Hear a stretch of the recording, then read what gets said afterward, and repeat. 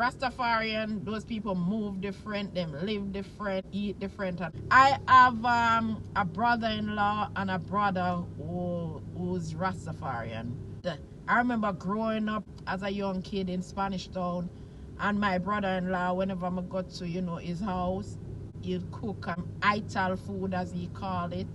And it's always so good, so delicious. However, no salt in them food.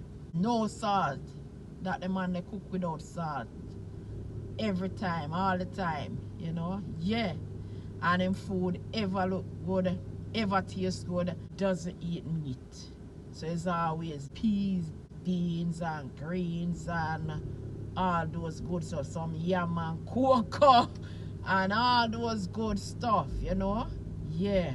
Good, healthy, clean, fresh food.